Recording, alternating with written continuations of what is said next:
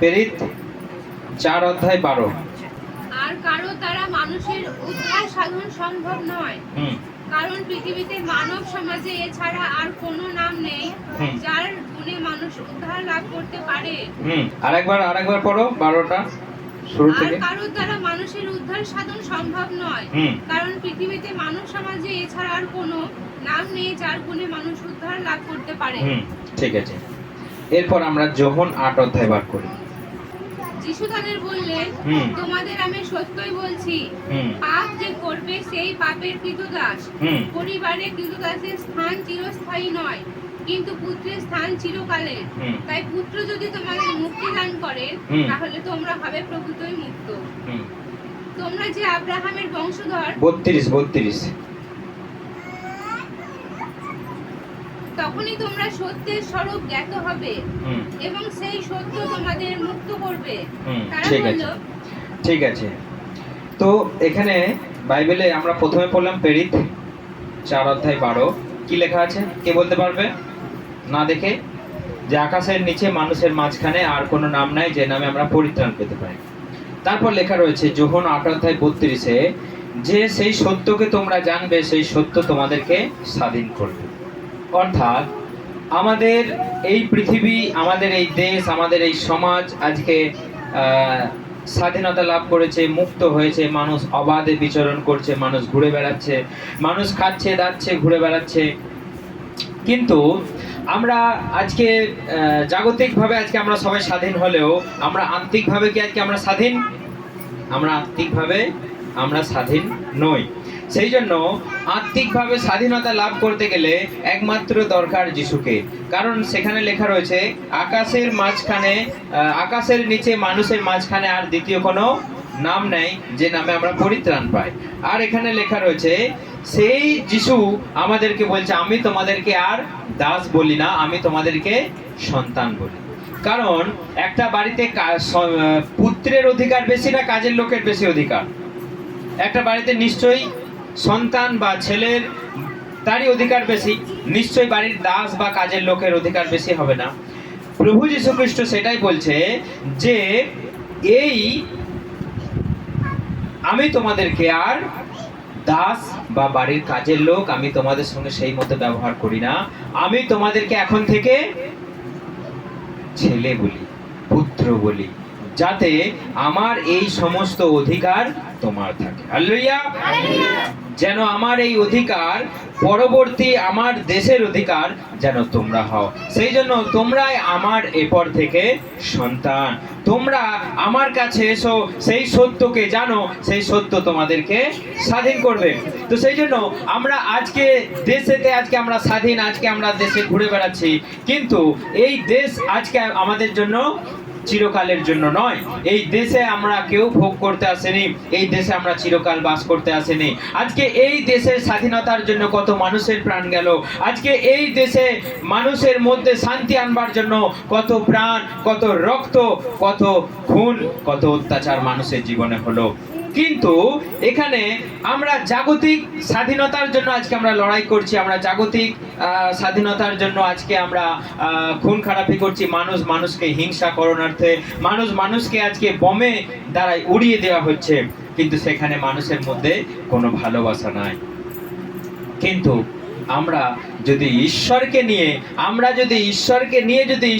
নিয়ে যদি আমরা স্বাধীনতার জন্য চিন্তা করি, আমরা ঈশ্বরের কাছে প্রার্থনা করে যদি স্বাধীনতার জন্য আমরা প্রার্থনা করি, মঙ্গল চাই, ঈশ্বর আমাদের জন্য সেই স্বাধীনতা এনে দেবে। আমাদের বম বানানোর দরকার নেই, আমাদের খুন খারাপি করবার দরকার নেই, আমাদের পরিকল্পনা করবার দরকার নেই কাউকে হত্যা করবার বা কাউকে বিনাশ করবার। ঈশ্বরই আমাদের জন্য সেই স্বাধীনতা এনেছে, ঈশ্বরই আমাদের সেই স্বাধীনতা নিয়ে আসবে, ঈশ্বরই আমাদেরকে মুক্তি দেবে। হালেলুয়া! কারণ আজকে আমরা যে দেশে বাস করি, আজকে আমরা যেই দেশে আছি, সেই দেশ সারা পৃথিবী, সারা ব্রহ্মাণ্ড ঘুরে এলেও আমরা আমাদের দেশকে সব থেকে বেশি ভালোবাসি। ইয়েস আর নো? কে সব থেকে নিজের দেশকে ভালোবাসে? দেশের জন্য আমরা কি করব? প্রার্থনা করব। দেশের জন্য আমরা ঈশ্বরকে বলবো, ঈশ্বর তুমি এই দেশের মঙ্গল করো, এই দেশের তুমি শান্তি নিয়ে এসো। সেই জন্য আমরা এমন কিছু করব যে আমরা এই দেশকে ভালোবাসি, আমরা এই দেশকে ঈশ্বরের হাতে সমর্পণ করি। ঈশ্বর এই দেশের ভালো, এই দেশের মন্দ, এই দেশের উন্নতি, এই দেশের মানুষকে তুমি আশীর্বাদ করো। হালেলুয়া। সেই জন্য আমরা এই দেশের জন্য, আমরাই সৈনিক। যারা বর্ডারে যুদ্ধ করছে তারা একটা সৈনিক, কিন্তু এই দেশের জন্য আমরা সব থেকে বড় সৈনিক। কারণ আজকে যে এই যে আর্থিক জগৎ জাগতিকভাবে যেটা ঘটছে, শয়তান যে মানুষকে যুদ্ধ করতে, মানুষের মধ্যে হিংসা যে প্ররোচনা দিচ্ছে, মানুষ সেটা জানে না। কিন্তু মানুষ কেবলই প্র্যাকটিস করছে কোন মানুষটাকে কিভাবে মারবো, কোন মানুষটার কাছে কি করে ঢুকবো, কাকে হত্যা করব, মানুষ পরিকল্পনা করছে। কিন্তু যদি সে আর্থিকভাবে আজকে যদি মানুষ চিনে নেয় যে আসল শত্রুকে, আসল আমাদের যুদ্ধ আমাদের সঙ্গে, আমাদের এগেনস্টে কে আছে, এটা যদি আমরা জেনে নিই, তাহলে আমাদের আর ওই বন্দুক সন্দুক নিয়ে আমাদের লড়াই করার দরকার নেই। আমরা যিশুর নামেই বিজয়ী হব। হালেলুয়া। কারণ আমরা বাইবেলে দেখেছি কত যুদ্ধ জয় হয়েছে ঈশ্বরের দ্বারা। ঈশ্বর বলেছেন যে আমি তোমাদের এই দেশের অধিকার দিলাম। বড় তারা প্রাচীর করে তারা নিজেদের মধ্য ভেতরে বাস করছে, কিন্তু ঈশ্বরের সন্তানদেরকে তারা তাড়িয়ে দিয়ে তাদের জায়গাটাকে তারা দখল করে শত্রুর লোকেরা বসে আছে। ঈশ্বর বলছে আমি তোমাকে এই দেশ দেব। ঈশ্বর কি বলছে? আমি তোমাকে এই দেশ দেব, আমি যেটা বলছি তুমি সেটা করো। তোমরা শুধু আমার কথা শোনো, আমার কথা মেনে চলো, দেখবে তোমরা সেই দেশে প্রবেশ করতে পারবে। ঈশ্বরের কথা শুনলো, তারা 7 বার সেই নগরকে প্রদক্ষিণ করলো, সেই প্রাচীরটা এমনি পড়ে গেল। তাদের কাছে না ছিল কোনো কামান, তাদের কাছে না ছিল কোনো ট্যাঙ্কার, কিচ্ছু ছিল না। তাদের কাছে কি ছিল? ঈশ্বরের নাম। হালেলুয়া। তাদের কাছে ঈশ্বরের নাম ছিল, আর তুরির ধ্বনি ছিল। তারা বাঁশি বাজালো আর জয় যিশু করে ঘুরলো, তাদের জন্য তাদের দেশ তাদের দখলে। হালেলুয়া। সেজন্য আমরা যদি ঈশ্বরকে নিয়ে চলি, আমাদের আজাদি কেউ কেড়ে নিতে পারবে না, আমাদের স্বাধীনতা কেউ কেড়ে নিতে পারবে না। কারণ আমাদেরকে যে দেশ দেয়া হয়েছে তিনি দিয়েছেন, আমাদেরকে যে ভূমি দেয়া হয়েছে তিনি দিয়েছেন। সেই জন্য আজকে যারা আমাদের জন্য, স্বাধীনতার জন্য, আজকে যারা আমাদের দেশের জন্য যারা প্রাণ দিল, আমরা তাদেরকে অনেক শ্রদ্ধা জানাই, আমরা তাদেরকে অনেক ভালোবাসা জানাই। কারণ তারা আজকে রক্ত না ছড়ালে আজকের ভারত আজকে এরকম থাকতো না, স্বাধীনভাবে কেউ ঘুরে বেড়াতে পারতো না। কিন্তু তারা আজকে রক্ত ঝরালো, তারা আজকে প্রাণ দিল, তারা আমাদের জন্য চিন্তা করলো, দেশের ভবিষ্যতের জন্য চিন্তা করে তারা প্রাণ দিল এবং সবাইকে স্বাধীনতা এনে দিল। সেটা আমরা তাদের সমস্ত স্বাধীনতা যোদ্ধাদের জন্য আমরা শ্রদ্ধা জানাই, আমরা ভালোবাসা জানাই। কিন্তু আমাদের এই দেশ, আমাদের এই ভূমি সর্বধর্ম সর্ববর্ণের। কারণ আমাদের এই দেশ এমন একটা দেশ, এই দেশে সমস্ত ধর্মের মানুষ বাস করে, সমস্ত জাতির মানুষ বাস করে, সমস্ত রঙের মানুষ বাস করে। এখানে এই দেশ কোনো নির্দিষ্ট কোনো ধর্মের, নির্দিষ্ট কোনো জাতির, নির্দিষ্ট কোনো বর্ণের এই দেশ নয়। এই দেশে সবাই সবাইকে ভালোবেসে, সবাই সবাইকে একসঙ্গে পথ চলে, সব ধর্মের মানুষ সবাইকে ভালোবাসে। এবং আমাদের দেশের সংবিধানও সেই কথাই লেখা আছে যে তোমরা সবাই সবাইকে ভালোবেসে তোমরা চলো। কিন্তু আমাদের শাস্ত্র বলছে, প্রভু যীশু খ্রিস্ট বলছে, তোমরা পরস্পরকে তোমরা ভালোবাসো, তোমরা পরস্পরকে একসঙ্গে নিয়ে তোমরা পথ চলো। যেটা লেখা আছে যে সংবিধান, তোমরা তার থেকেও যদি তোমরা ঈশ্বরের এই শাস্ত্রকে তোমরা যদি মেনে চলো, তোমরা যদি এই বাক্যকে তোমরা পাঠ করো, তোমাদের মধ্যে শান্তি কেউ কেড়ে নিতে পারবে না। সেই জন্য আমাদেরকে এখানে দেখতে হবে যে এই দেশ সবার অধিকার আছে, এই দেশে সমস্ত ধর্ম আছে, এই দেশে এই দেশে সমস্ত জাতির, এই দেশে সমস্ত মানুষের অধিকার আছে। এই দেশ কারো ব্যক্তিগত দেশ নয়। কারণ এই দেশে হিন্দু আছে, এই দেশে মুসলমান আছে, এই দেশে খ্রিস্টান আছে। এই দেশে সমস্ত হিন্দু প্রচার করতে পারে, এই দেশে সমস্ত মুসলমান প্রচার করতে পারে, এই দেশে সমস্ত খ্রিস্টান প্রচার করতে পারে। যে যাকে ভালোবাসে সে তার প্রচার করুক। কিন্তু এরই মাঝখানে কিছু সংখ্যক মানুষ দেশের মধ্যে হিংসা, দেশের মধ্যে মারামারি, দেশের মধ্যে মানুষের মধ্যে একটা বিবাদ তৈরি করবার জন্য মানুষের মধ্যে চিন্তা চলছে। তো সেই জন্য আমাদেরকে দেখতে হবে যে আমরা যাকে ভালোবাসি তার প্রচার আমরা করতেই পারি, আমরা তার নামকে ছড়িয়ে দিতে পারি, আমরা মানুষের মাঝখানে সেই সুনাম, মানুষের মঙ্গলের জন্য, মানুষের সুবিধার জন্য, মানুষের শান্তির জন্য আমরা সেই নামকে প্রচার করতেই পারি। কিন্তু এখানে কারো বাধা দেবার, এখানে কারো সমস্যা তৈরি করবার অধিকার কারো নেই। কিন্তু কিছু মানুষ এ ওর ধর্মের নিন্দা করছে, ও ওর ধর্মের নিন্দা করছে, ও ঈশ্বরের নাম ধরে টানাটানি করছে, ও ঈশ্বরের নামে বদনাম করছে। এই দেশে সমস্ত মানুষের উচিত সমস্ত মানুষের বদনাম ছেড়ে দিয়ে তুমি নিজে চরকাইতে, হালেলুয়া, তুমি নিজের কাজ করো, তুমি নিজের ঈশ্বরকে নিয়ে ব্যস্ত থাকো, তুমি নিজের শাস্ত্র নিয়ে ব্যস্ত থাকো, তোমার ঈশ্বরের যে ভালো বচন আছে, ভালো বাক্য আছে, ভালো বাণী আছে, সেইগুলো তুমি মানুষকে দাও। যার ভালো লাগবে সে গ্রহণ করবে, যার ভালো লাগবে না সে গ্রহণ করবে না।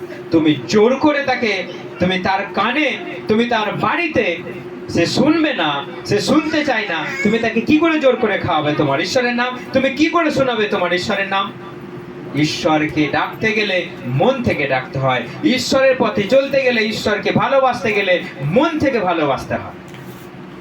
আপনি জোর করে বলুন যিশু এই, যিশু তাই, যিশু, সে শুনতে চায় না, তার মধ্যে ঢুকবে না, সে চায় না যিশুকে বিশ্বাস করতে, কেন তুমি জোর করে তাকে বলবে এখানে আসুন, এখানে বসুন, আমাদের কাছে এই সুযোগ, এই সুবিধা আছে? কেন? তো আপনি কি মার্কেটিং করতে বাইরে বেরিয়ে গেছেন?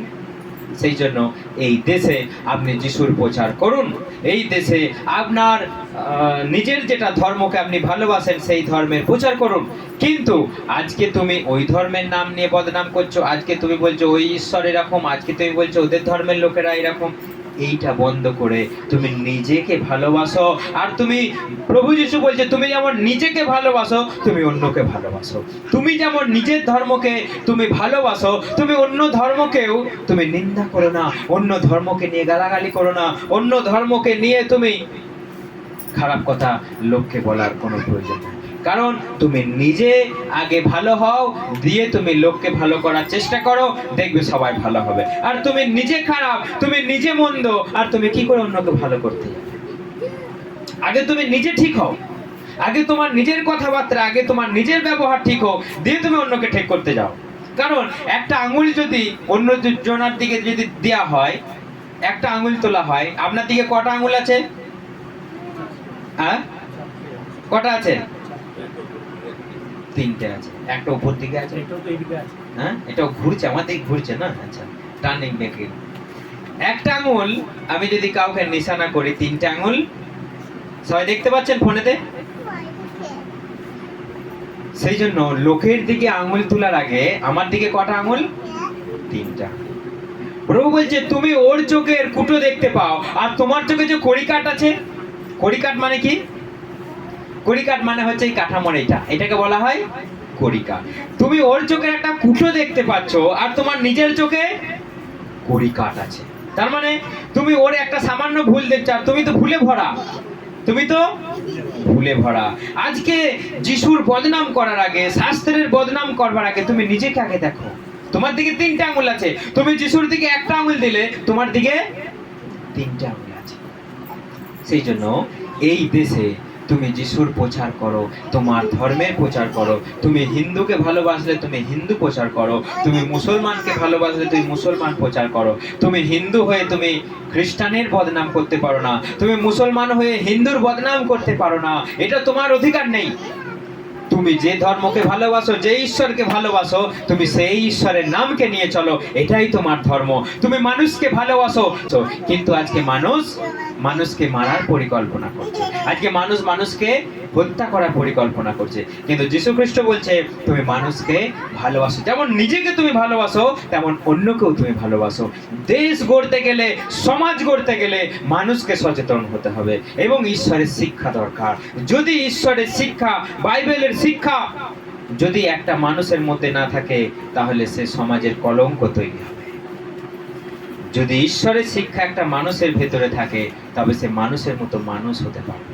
তা না হলে আজকের এই সমাজ, মানুষের মধ্যে শিক্ষা নেই, ঈশ্বরের শিক্ষা নেই, মানুষ ঔদ্ধত্য, মানুষ অহংকার, মানুষ উদ্বিগ্ন, মানুষ হানাহানি, হিংসা আর খুনোখুনি আর মারামারি করতে চাইছে। সেই জন্য মানুষের মধ্যে যদি প্রভু যিশুর শিক্ষা থাকে, প্রভু প্রথমেই বলেছে হিংসা করো না। তুমি তোমার পড়শির বাড়িতে তুমি কোনো জিনিসে তুমি লোভ করো না। আর যদি তুমি লোভ করেছো, তুমি হিংসা করেছো, তুমি মারা পড়বে এবং তুমি নরকে যাবে। তো সেই জন্য আমাদের মধ্যে যদি ঈশ্বরের শিক্ষা থাকে, আমরা দেশকে গড়তে পারবো, দেশে শান্তি বজায় রাখতে পারবো, পরস্পরকে ক্ষমা করতে পারবো। কারণ প্রভু যীশু খ্রিস্ট বলেছে, তোমার দিকে যদি কেউ একটা চর দেয়, তুমি আর একটা গাল বাড়িয়ে দাও। কিন্তু আজকে আমরা দেখছি কেউ যদি একটা চর মারে, ও বাড়ি থেকে বন্দুক বার করে নিয়ে আসছে। সেই জন্য একটা গাল বাড়ি দেওয়া তো দূরের কথা, আমরা আজকে সমাজকে গড়তে পারছি না। আজকে মানুষের মধ্যে একটা অহিংসা আমরা তৈরি করতে পারছি না, শুধু হিংসা আর হিংসা। আমরা জানি যে ইতিহাস আমরা পড়েছি যে অহিংসা, সত্যাগ্রহ, এই ধরনের আন্দোলন আজকে আমরা শুনেছি, আমরা পড়েছি। আমরা এগুলো কোথা থেকে এসেছে? এই অহিংসার নীতি গান্ধীজি কোথা থেকে পেলেন? তিনি বাইবেল পড়েছিলেন, তিনি যীশু খ্রিস্টকে পড়েছিলেন, দিয়ে তিনি সেখান থেকে অহিংসার নীতি তিনি সারা ভারতবর্ষে আন্দোলন করেছিলেন। তোমরা হিংসা করো না, তোমরা পরস্পরকে ভালোবেসে তোমরা একতা হয়ে তোমরা লড়াই করো, তোমরা এগিয়ে এসো। এই দেশকে বাঁচাতে গেলে, এই সমাজকে বাঁচাতে গেলে তোমরা অহিংসার নীতি তোমরা গ্রহণ করো আর এই দেশকে বাঁচাও। হালেলুয়া! সেই জন্য আমাদেরকে এখানে দেখতে হবে যে বাইবেল পাঠ করলে সমাজ গড়া যায়। কারণ বাইবেল শুধু আপনার আত্মাকে ঠিক করবে না, বাইবেল আপনার দেশকেও বাঁচাবে, আপনার সমাজকে রক্ষা করবে, আপনার ভবিষ্যৎকে সে রক্ষা করবে। এখনকার যে যুবক যুবতী যুব সমাজদের মধ্যে আজকে আমরা দেখতে পাচ্ছি চারিদিকে শুধু নোংরামো চলছে, চারিদিকে খুন খারাপি চলছে, চারিদিকে শুধু দাঙ্গা হাঙ্গামা চলছে। কেন? আজকে আপনি একটাও দেখান সারা পৃথিবীতে কোথায় খ্রিস্টানদের মধ্যে, যিশুর লোকেদের মধ্যে দাঙ্গা হচ্ছে? কোথায় হচ্ছে? কেউ দেখাতে পারবে? যিশুর লোকেরা দেশ দখল করবার জন্য, রাজ্য দখল করবার জন্য, নিজের অধিকার দখল করবার জন্য কোথায় লড়াই হচ্ছে? কেউ দেখাতে পারবে? না। যে প্রকৃত বাইবেলকে ভালোবাসে, যে প্রকৃত যিশুকে অনুসরণ করে, সে লড়াই করতে যাবে না। কারণ সে জানে এই রাজ্য পৃথিবী, এই পৃথিবীর রাজ্য আমার বেশি দিনের জন্য নয়, আর এখানে আমি থাকতে আসিনি, আমি ছেড়ে যাব সেই অনন্তকাল রাজ্যে, সেই যিশু খ্রিস্টের সঙ্গে আমি থাকবো। সেটা আমার চির আবাসভূমি, সেটা আমার চিরকালের জন্য বাসস্থান। আমি সেখানে যাব, সেখানে আমি অধিকার করব, সেই রাজ্যকে আমি দখল করব। এই রাজ্য কদিনের জন্য? এখানে আমি চিরকাল বাঁচতে এসেছেন না। সেই জন্য আমার যেটা চিরকালের বাসস্থান, আমি সেই রাজ্যে যাব। সেই রাজ্যে যাওয়ার জন্য লড়াই করুন, সেই রাজ্যে যাওয়ার জন্য প্রত্যেকটা দিন আপনি ক্রুশকে বহন করুন এবং সেই পথে চলুন।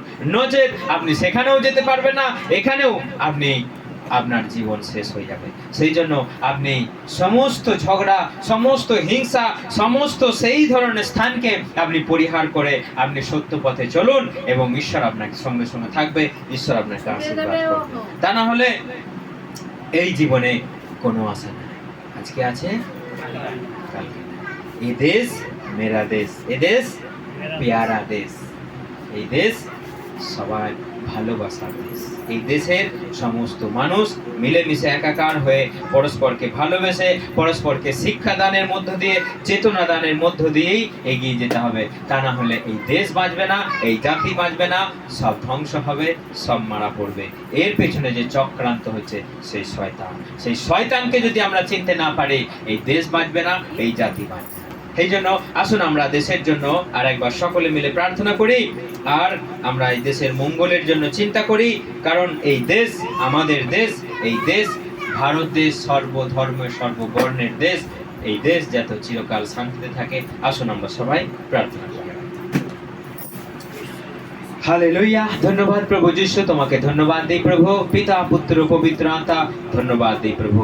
প্রভু আজকে আর একটা সুন্দর দিন দিয়েছো ও প্রভু, আমরা স্বাধীনতার সঙ্গে, ভালোবাসার সঙ্গে ও প্রভু আমরা আজকের এই দিনটা পালন করতে পেরেছি। প্রভু তুমি দয়া করো, করুণা করো, অনুগ্রহ দাও। এই শান্তি চিরকাল যেন থাকে ও প্রভু, এই শান্তি কেউ যেন হরণ করতে না পারে, কোনো শত্রু দেশ যেন এই দেশকে ও প্রভু দখল করতে না পারে, অধিকার করতে না পারে, এবং কোনো প্ররোচনা যেন এখানে ছড়াতে না পারে, ও কোনো হিংসা যেন ছড়াতে না পারে। প্রভু যিশু হাত বাড়িয়ে আশীর্বাদ করো, সকলের মধ্যে শান্তি, আনন্দ, ভালোবাসা চিরকাল অটুট থাকুক। তুমি দয়া করো, করুণা করো, অনুগ্রহ দাও। তোমার নামের গৌরব, তোমার নামের মহিমা, তোমার নামের প্রশংসা হোক। প্রভু, এই দেশকে তোমার রক্ত দিয়ে ঘিরে দিই। প্রভু, এই দেশের সমস্ত মানুষকে তোমার হাতে সমর্পণ করি। তুমি আশীর্বাদ করো, তুমি সঙ্গে সঙ্গে থাকো। তোমার নামের গৌরব, তোমার নামের মহিমা, তোমার নামের প্রশংসা, সকল স্তুতি, প্রশংসা, গৌরব, মহিমা যুগে যুগে একমাত্র তোমারই হোক। এই প্রার্থনা প্রিয় যীশু খ্রিস্ট তোমার নামে চাই, আমেন।